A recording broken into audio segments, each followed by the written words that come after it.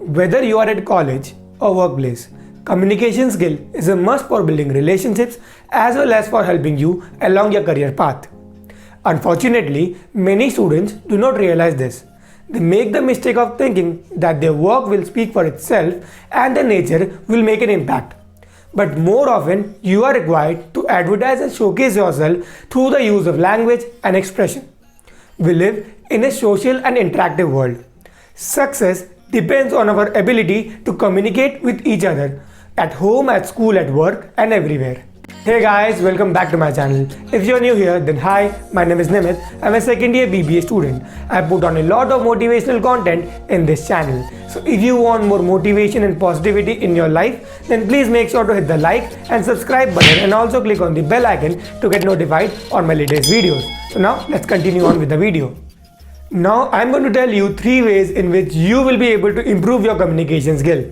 The first one being, don't criticize or complain. Let me give you a hypothetical situation where you and another person are talking about a particular topic and you both have a different point of view about the topic. Now what happens normally? That you tell the other person that he or she is wrong regarding some of his points? Now think what happens next. The other person is going to come up with some points which will make him or her right and you wrong, and we all know what happens after that. A big argument starts. So even if you win that argument, that person is not going to like you any longer and will think of you as a rude person. So ask yourself this question, that was it worth arguing with the other person? What you could have done was hold your thought to yourself. Now wait, I know you are going to tell me that Nimit, if I do so, how will I prove my point? But the thing is, proving your point is not as important as winning other person's will. Because if you actually be able to win the other person's will, you can bit by bit try to tell him your point and make him realize that how he was wrong and you are right. Just because he has started to have a nice feeling about you, he will try to understand you and try to know the reason why you are telling about a particular topic. The second point is, talk in terms of other person's interest. Whenever you want a work to be done by the person, think of what is the one benefit that the person is going to have by doing that work. Think of what is the one thing that is going to make him happy in doing that particular work. For example, whenever a person goes for fishing, he doesn't think about what he wants. Rather, he thinks about what the fish wants. For example, he doesn't put chocolates and other tasty stuff on the hook. Rather, he put worms. Why is it so? It is because he knows that worms are the thing that is going to attract the fish, regardless of the fact that he hates worms. So this is what you need to realize, that if you want the other person to be happy or be benefited by doing that particular work, you need to find a particular thing that is going to benefit him. And it should be regardless of the fact whether you like that thing or not. The third and the last point is, be a good listener. Listening is not just about hearing.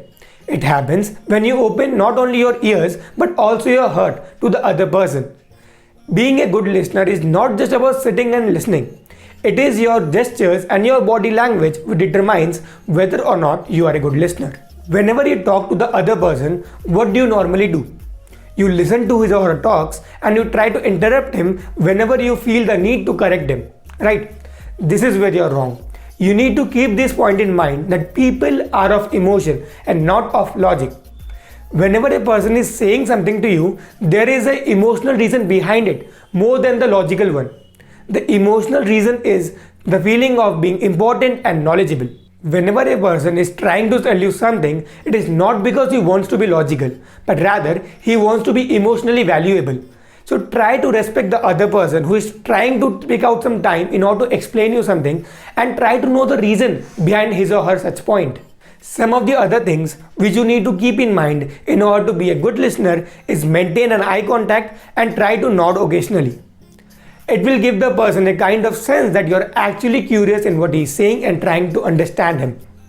A fun fact is that if you are a good listener, people are actually going to think of you as a knowledgeable person, even though you don't speak a word. Thank you guys for staying till the end. These are the 3 points which I wanted to explain to you in this video. I hope you liked it. If you did, then please make sure to hit the like and subscribe button, and I will meet you guys in the next one.